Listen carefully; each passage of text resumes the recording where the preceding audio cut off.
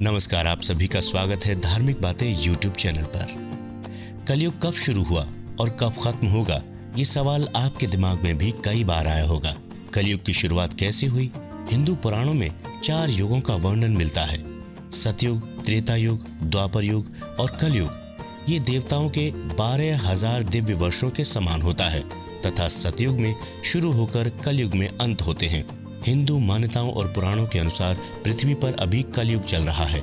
इस युग के बारे में पहले से ही लिखा है कि कलयुग में पाप बहुत बढ़ जाएंगे और लोग धर्म के रास्ते से भटक जाएंगे।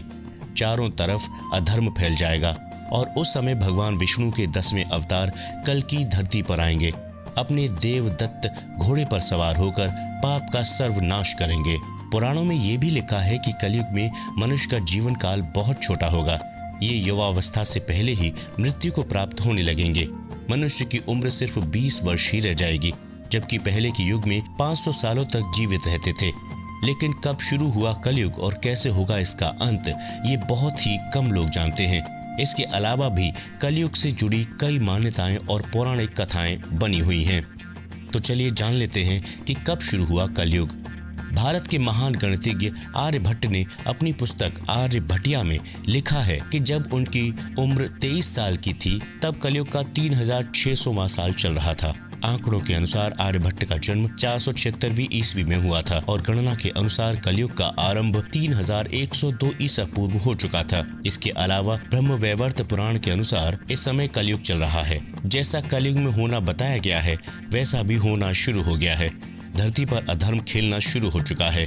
एक इंसान को दूसरे इंसान पर भरोसा नहीं रहा।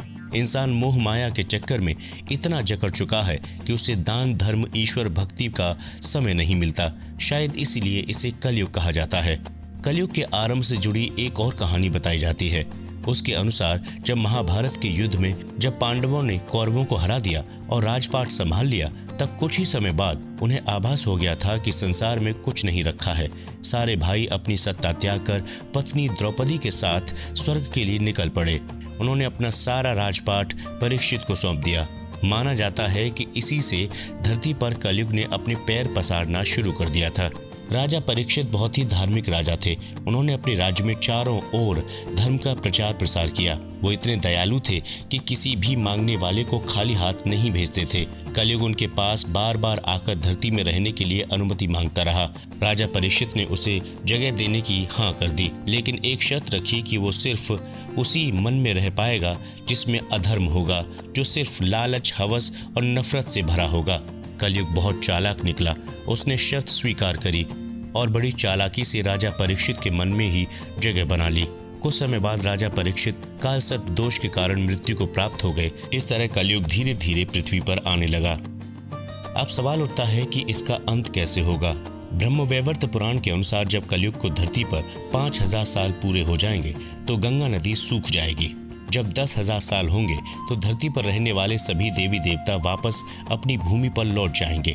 मनुष्य पूजा पाठ छोड़ देगा। चारों ओर अधर्म फैल जाएगा। धरती बंजर हो जाएगी। अन्न पैदा करना बंद हो जाएगा। पति पत्नी से, पिता पुत्र से, हर कोई एक दूसरे से झूठ बोलेगा। सत्य दुर्लभ हो जाएगा। बहन बेटियां घर में ही सुरक्षित नहीं होंगी। गुरुओं का सम्मान करने की परंपरा खत्म हो जाएगी। ब्राह्मणों का ज्ञान समाप्त हो जाएगा। क्षत्रिय अपना साहस खो देंगे। वैश्य अपना व्यवसाय बेईमानी से करने लगेंगे। भागवत पुराण में लिखा है कि कलयुग में प्रजा को चलाने वाले तो उनका खूब शोषण करेंगे ही, प्रजा भी आपस में एक दूसरे को पीड़ा देगी। अंततः सब के सब नष्ट हो जाएंगे। धार्मिक बातें यूट्यूब चैनल में आज के लिए बस इतना ही। आपको ये वीडियो कैसा लगा जरूर बताएं कमेंट सेक्शन में। नमस्कार।